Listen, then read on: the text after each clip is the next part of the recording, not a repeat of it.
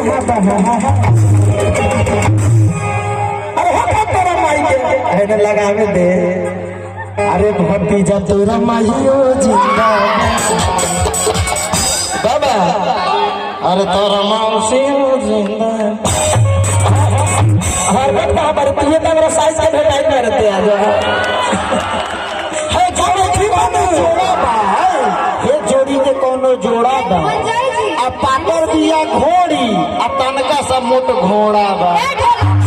हां का भाई आई बजावे वाला काम करी बोले वाला ना। हम का कहनी है ढोलक सुने वाला मिली आई बोली सुने वाला ना। अच्छा तो कहनी हां हां अपने के साइज के मिल गइल बानी। तो वो तो कहता नहीं है जोड़ी के जोड़ा बा। अपने के बहुत खोजत रहनी हां पातर की इनकर कौन गीत के फैन है त खाला टोपिया मिठाई। आ बाप रे बाप इनकर सबसे बड़का फैन है ना। हां नो देख ला बाबू। हर की गवने के रतिया लतिया हर की दिल बाहर चलो करो बाबू। अच्छा भाई लोगों का प्यार मिलता।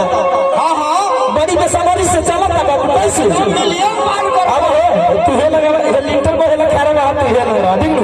आए कैसे सब का नाचे का गाना का कैसे। हर की गवने के रतिया लतिया दिल बात हर गवने के रतिया लतिया दिल बात कि मुआना महारा के कहिया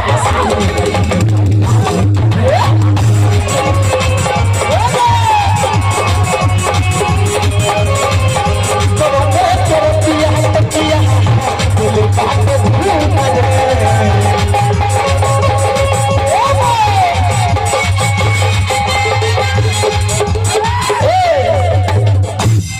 अरे बाबू कैसे हो हमर पकड़ा है नी हमर पकड़ न तू। हां आहा वो लगे काहे छटकल फिरतारी हो। आप पीछे से पकड़ तो छाछ पर। हां छाछ पर चढ़ में पांच पसार दूं सुना जा। अब कैसे हां हां अरे की गमने के रतिया है कटिया है ए बाबा गमने के रतिया है कटिया है दिल बात